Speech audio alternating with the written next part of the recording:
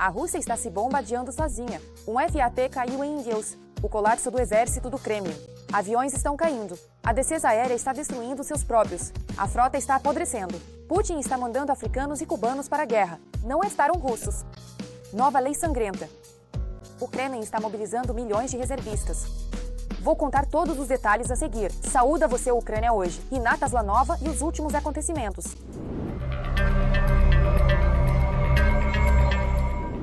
Nada vai bem na Rússia. Ninguém mais quer ir para a guerra. A mobilização fracassou, não há aviões, da frota quase nada restou. O equipamento está enferrujado, a defesa aérea atira nos próprios. E ainda por cima, derrubaram um FAP em Ingels. E como sempre, as autoridades locais não sabem de nada. No dia 12 de outubro, em um campo na região da vila de Kvasnikovka, que faz parte da cidade de Engels, de um avião russo, uma bomba aérea FAP-500 caiu de forma não planejada. Lembro que em Engels está localizado um aeródromo militar russo, a principal base da aviação estratégica da Rússia. É justamente de lá que decolam os aviões que lançam ataques com mísseis contra a Ucrânia. Além disso, os bombardeiros de Putin lançaram mais 11 bombas aéreas sobre a Rússia e a chamada DNR. Mas isso ainda não é tudo. A redação da Astra tem conhecimento de pelo menos 125 bombas aéreas, 118 FABS, 7 UMPBS e 3 mísseis UPR, que caíram de aviões russos na Rússia e nos territórios ocupados da Ucrânia desde o início de 2025. Em 2024, pelo menos 165 bombas aéreas FAB caíram nesses territórios. Além disso, até mesmo aviões estão caindo um após o outro nos pântanos. É o colapso do céu russo. Decolagens vergonhosas se transformam em catástrofes em chamas. Especialistas soam um alarme. O equipamento apodreceu, os pilotos estão impotentes. O fim da aviação russa já começou. O que espera a Rússia a seguir? Veja na reportagem. Os próprios russos destruíram mais um caça com as próprias mãos. Na Rússia, um caça MiG-31 caiu. O desastre aconteceu na região de Lipetsk. A tripulação conseguiu se ejetar a tempo. Parece que a Rússia agora tem uma nova tradição. Os MiG-S decolam só para depois caírem de forma espetacular. O Ministério da Defesa da Rússia confirmou a informação, mas, claro, não revelou a causa do desastre. Isso envolve tanto problemas do complexo militar industrial russo no fornecimento de peças de reposição, quanto problemas na manutenção da frota aérea e, consequentemente, a própria frota. Na maioria dos casos, já são aeronaves obsoletas das forças aeroespaciais da Rússia, que já passaram do período de operação. E é por isso que a taxa de acidentes das aeronaves russas é tão alta. Mas o mais interessante é que este já é o quarto avião militar que cai desde o início deste ano. O primeiro foi o Su-25. Segundo a versão preliminar, a causa do incidente foi uma falha técnica. Um mês depois, em abril, um bombardeiro portador de mísseis Su-22N3 caiu em Irkutsk.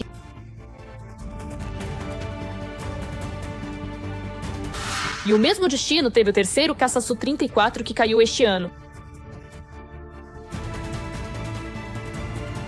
O motivo é trivial. O chassi não funcionou. Enquanto o navegador tentava reanimar o suporte, o tempo passava. Ele ejetou, mas, como dizem, caiu em cima de nós.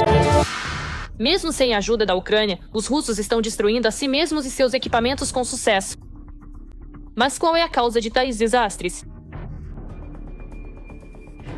Estamos falando de uma pressão complexa por parte dos países ocidentais, principalmente dos Estados Unidos e, consequentemente, da União Europeia, no contexto dos pacotes de sanções que impedem o lado russo de fornecer plenamente peças de reposição para as forças aeroespaciais da Federação Russa. Reforço mais uma vez, esse problema também existe na aviação civil. Além disso, até o momento, todas as tentativas, a implementação dos chamados programas de substituição de importações fracassou de fato. Mas espere, o vovô do Kremlin tem certeza de que com a aviação de combate na Rússia está tudo maravilhoso. Eles até conseguem compartilhar. E agora, apesar de precisarmos da aviação de combate para nós mesmos nas condições da operação militar especial, não acho que nossas empresas do complexo aeronáutico estejam superdimensionadas. Nós não apenas atendemos completamente às necessidades das Forças Armadas da Federação Russa hoje, mas também exportamos o equipamento necessário. Há uma enorme demanda por ele.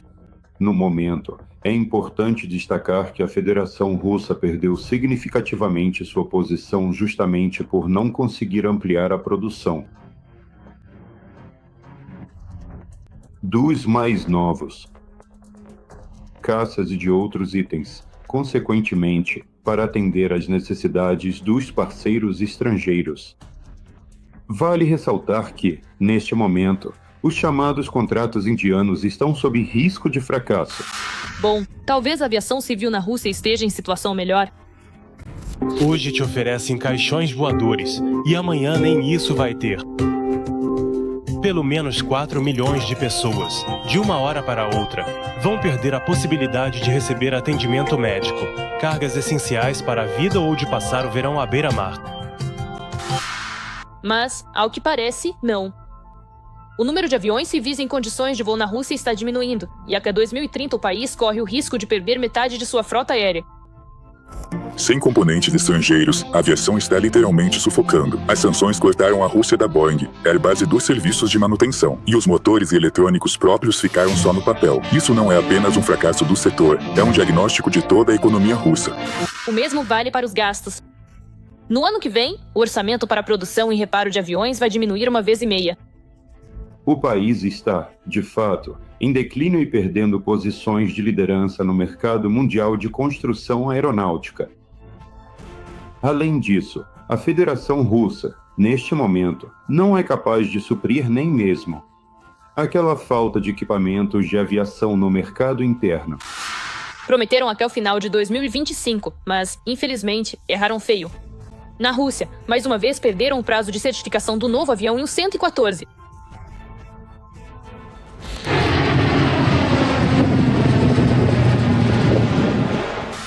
E o motivo do atraso, por mais estranho que pareça, é a falta de componentes, recursos e tecnologias.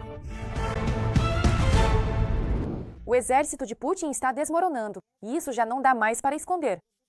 Comandantes fogem, soldados se rendem e o orgulho russo vira sucata e cinzas.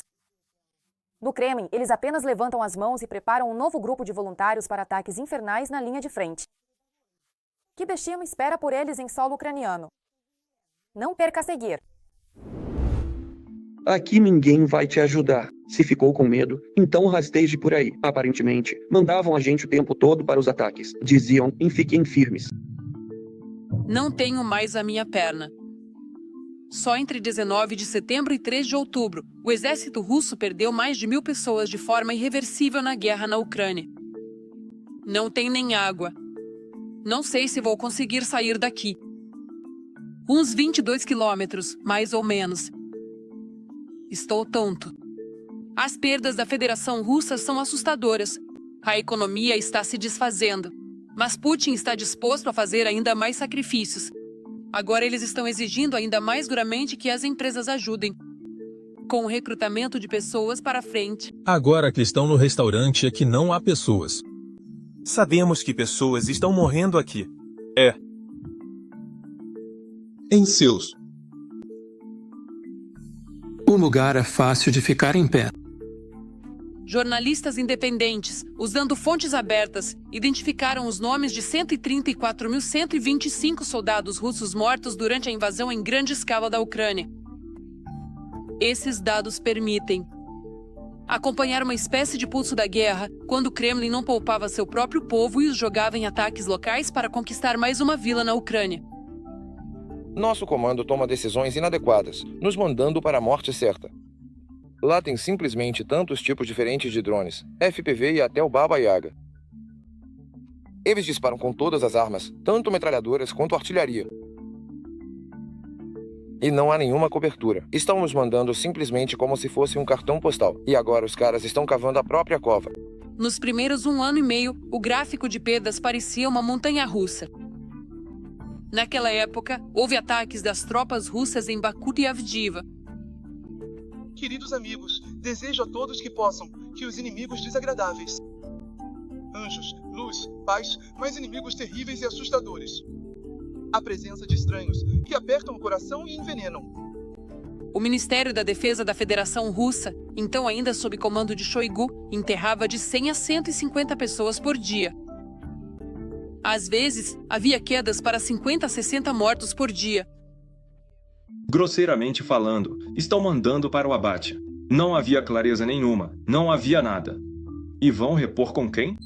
Não tem mais gente, está acabando, só resta a última força. Desde outubro de 2023, a curva se manteve consistentemente alta. Ela só cai abaixo de 120 em casos raros. E as últimas quedas no gráfico não se explicam por um milagre que salvou as tropas russas, mas sim pelo tempo necessário para verificar e analisar os necrológios recentes. Nossos rapazes passaram pelo inferno no cativeiro. Inúmeras torturas e humilhações. A maioria tem ferimentos de estilhaços e concussões. Fraturas que cicatrizaram sem intervenção médica. Um está sem interna. Todos precisam de atendimento, passar pela junta militar e, no fim, tirar licença. Mesmo doentes, enviados para a linha de frente. Em termos de geografia dos cidadãos mortos na guerra, Bashortosta e Tartaristão lideram. Aqui, voluntários locais ajudam a identificar os mortos. Na nossa cidade, Miski, em 15 anos de guerra no Afeganistão, foram 3 ou 4 mortos. E olha só o que está acontecendo agora. Está tudo coberto de bandeiras. Existe uma categoria especial, os voluntários, aqueles que assinaram um contrato em 2022. Agora, eles representam quase 1/3 de todos os mortos identificados, ou seja, 29%. Imagina, isso é só de um lado. Isso em 1 ou 2 anos. Agora começaram a sair notícias sobre os enterros. O Kremlin está descartando aqueles que foram voluntariamente para a guerra, que caíram na propaganda. Os presos representam a segunda maior categoria de perdas, com 14%. Parte dos mortos é formalmente registrada como voluntários e não como presidiários. Hoje, o privilégio é para quem está preso e ama sua pátria. Existe uma boa chance de provar isso assinando um contrato com o Ministério da Defesa. Os mobilizados representam 11% da lista. Esse número está subestimado, porque nos necrológios muitas vezes escondem o status.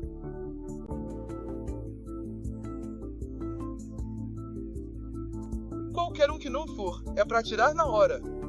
Vou mandar um grupo especialmente para limpar esses filhos da P **** que estão escondidos lá. Atirem em alguns dos Vyatzotki, atirem mesmo, de acordo com a lei marcial. Isso é uma ordem.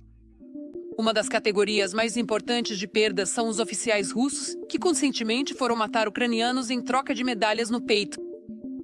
Jornalistas contabilizaram 5.847 mortos, e isso já com nomes e sobrenomes confirmados. Entre eles, 150 coronéis e nada menos que 12 generais. Vivíamos nossas vidas, sem grandes preocupações, nos alegrando, nos entristecendo e, de repente, bum! E os garotos foram morrer. Para o exército russo, isso é um golpe doloroso, porque todo o sistema deles depende dos oficiais. Eles coordenam a interação entre diferentes unidades e, consequentemente, dão ordens criminosas de ataques contra a Ucrânia. Mas quais são os números reais? Putin na guerra. Centenas de pessoas morreram. Você não recebeu? Sim, claro. Precisamos impulsionar a economia no devido tempo, para você. Eles não entraram no pátio. O que é visível em fontes abertas cobre apenas 45 a 65% das perdas reais. Ou seja, a lista de 134 mil é apenas a ponta do iceberg, que Putin faz de tudo para esconder. Atualmente, a Ucrânia contabiliza mais de 1.100.000 baixas. Essa lista inclui tanto os queridos quanto os ocupantes russos desaparecidos. Até mesmo as chamadas regiões ocupadas de LNR e DNR pararam de publicar dados sobre suas perdas desde dezembro de 2022. Na realidade, como afirmam a BBC e a Mediazona, pode-se estar falando de mais de 300 mil soldados russos mortos. Isso sem contar os corpos que ainda permanecem no campo de batalha. O número é impressionante. As bandeiras estão penduradas. Enfim, é muita coisa. Vão ser incontáveis os mortos. Pessoal, acho que, quando soubermos toda a verdade sobre a quantidade, o país inteiro já vai estar sonhando. O exército russo, que já perdeu centenas de milhares de pessoas, continua lutando. Os chamados voluntários e presidiários estão suprindo a falta de efetivo.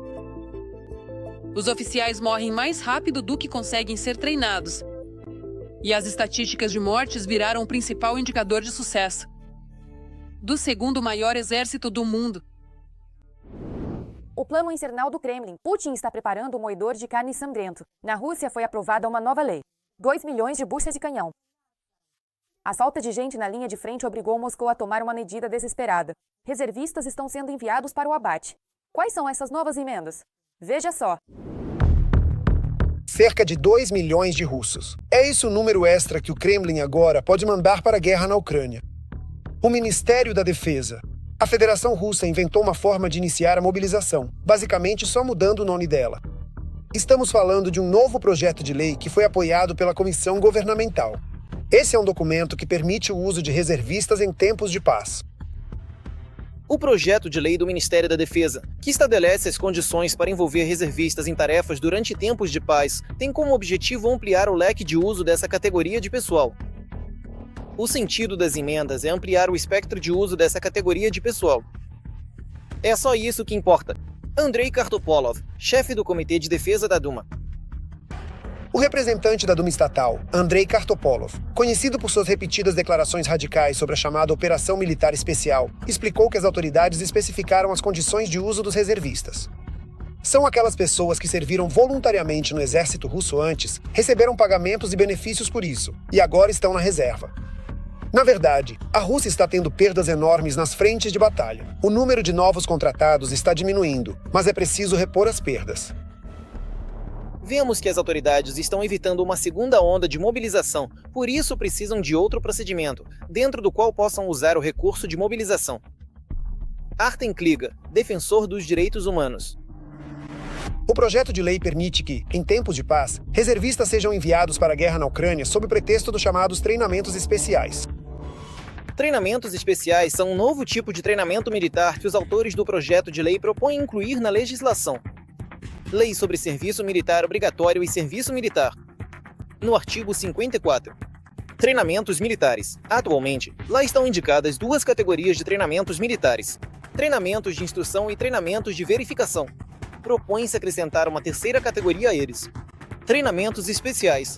Assim está indicado na lei. Treinamentos especiais são treinamentos militares para a realização de tarefas específicas na área de defesa em caso de conflitos armados. Durante a realização, quem? Bem como no uso de militares fora do país. Apenas os reservistas irão participar deles. O procedimento para a realização dos treinamentos especiais será determinado pelo presidente. A duração deles não pode exceder 2 meses. Talvez esse esquema seja para aqueles que até agora não estavam prontos para assinar contrato com o Ministério da Defesa, mas que estão dispostos a lutar por alguns meses. Talvez seja uma forma do Kremlin se precaver, caso haja uma grande falta de pessoal. Mas depois da assinatura das emendas à lei, e os militares e aqueles que se recusarem a ir para a guerra na Ucrânia podem facilmente acabar atrás das grades. Lá tem muitas vagas disponíveis. A legislação russa atual, que criminaliza a vida política normal, é de tal forma que hoje qualquer um pode ser jogado na prisão. E se qualquer um pode ser jogado na prisão, então os campos ficaram vazios depois que mandaram uma enorme quantidade de gente para a linha de frente, onde muitos foram mortos.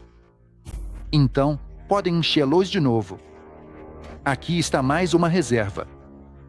Por isso, acho que o Putin vai tomar a decisão por motivos táticos no último momento, quando for necessário, tipo, precisamos urgentemente mandar mais 50 mil pessoas para a linha de frente ou 30 mil. A reserva do exército russo é composta por russos que assinaram um contrato de forma voluntária. O decreto para a criação dessa reserva foi assinado pelo Putin em 2015. Os reservistas participam de treinamentos militares todos os anos. Normalmente, a reserva de mobilização é formada por ex-contratados.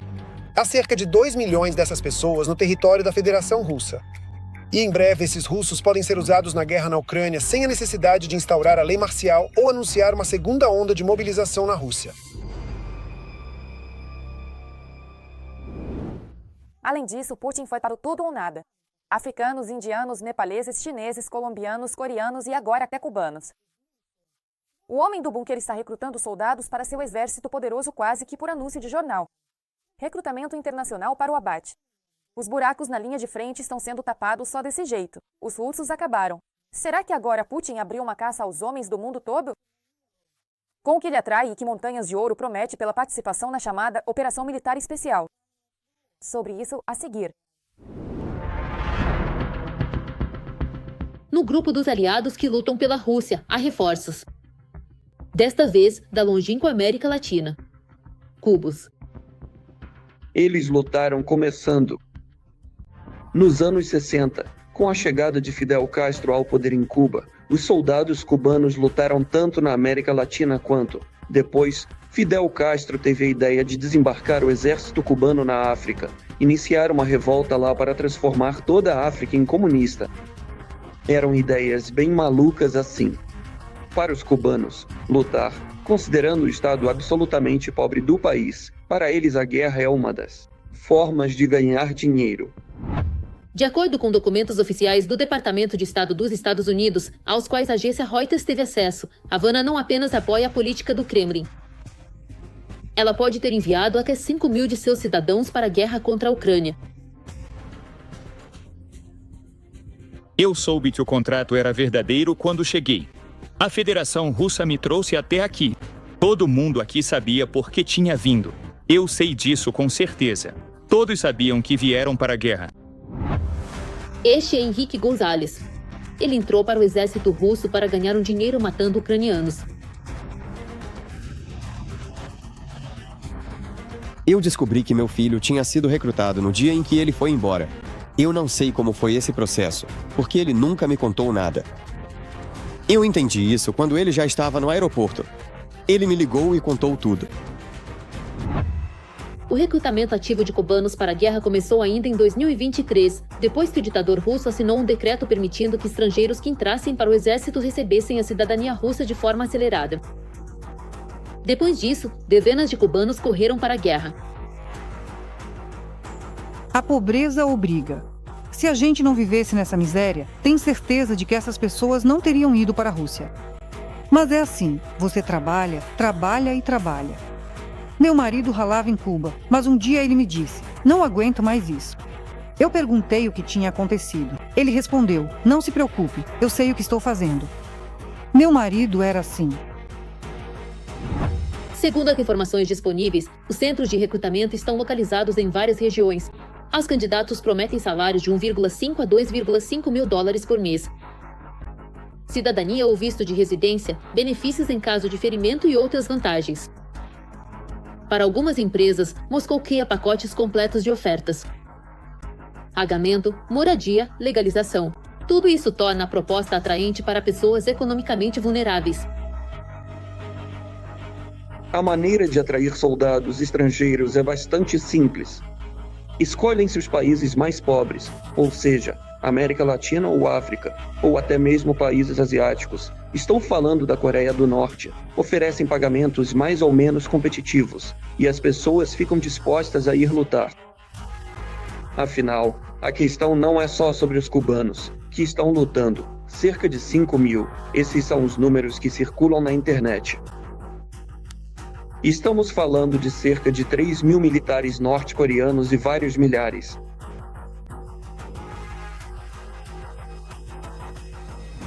Intermediários, incluindo agências de turismo, recrutam milhares de estrangeiros mercenários para o chamado Batalhão Internacional de Elite da Rússia.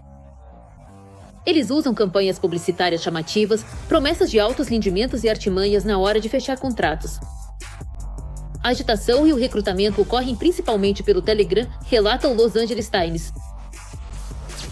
A publicidade era simples. Inscreva-se por um ano para lutar ao lado da Rússia na zona de operações militares especiais, ou seja, na guerra na Ucrânia, e obtenha cidadania, assistência médica gratuita, dinheiro e terras. Isso é afirmado no artigo do Los Angeles Times. Mas nem todos conseguem um acordo justo. Os contratos para estrangeiros muitas vezes são redigidos de forma que eles não consigam entendê-los completamente. Eles fornecem um tradutor, mas não há Wi-Fi. Depois de chegarem à linha de frente, os pedidos para romper o contrato exigem o pagamento de até $6.000. Outro método dos recrutadores são os vistos de estudante e de turista. Muitos estrangeiros inicialmente chegam à Rússia com esses vistos e depois assinam um contrato com o Ministério da Defesa da Rússia. Eles são recebidos por corretores e oficiais russos diretamente nos aeroportos. Para motivar novos mercenários, os recrutadores publicam mensagens sobre supostas vitórias do exército russo, cometindo as derrotas. Apesar de todos os riscos, o interesse dos estrangeiros não desaparece. Enquanto isso, os Estados Unidos intensificam os esforços diplomáticos para neutralizar o fator cubano na guerra da Rússia contra a Ucrânia. A administração de Donald Trump mobiliza diplomatas americanos para lutar contra a resolução da ONU que pede o fim do embargo comercial de longa data a Cuba. Os documentos do Departamento de Estado destacam que Cuba utiliza iniciativas internacionais, como a Resolução Anual da ONU, para se apresentar como vítima de sanções, embora, na prática, seus cidadãos estejam envolvidos em combates ao lado do agressor. O regime cubano não conseguiu proteger seus cidadãos de serem usados como peões na guerra entre Rússia e Ucrânia, declarou um representante do Departamento de Estado. Cada alma recrutada não é apenas um número nas estatísticas. Para o Kremlin, isso é uma chance de sair na frente. Moscou está ampliando sistematicamente o grupo de estrangeiros dispostos a lutar por seus interesses. Para o país terrorista, essas pessoas são apenas mão de obra barata e carne de canhão. Para os mercenários, é uma oportunidade de ganhar dinheiro fácil. E o que você acha da situação no exército de Putin? Será que o Kremlin vai conseguir continuar lutando? Aguardamos seus comentários. O pior ainda está por vir.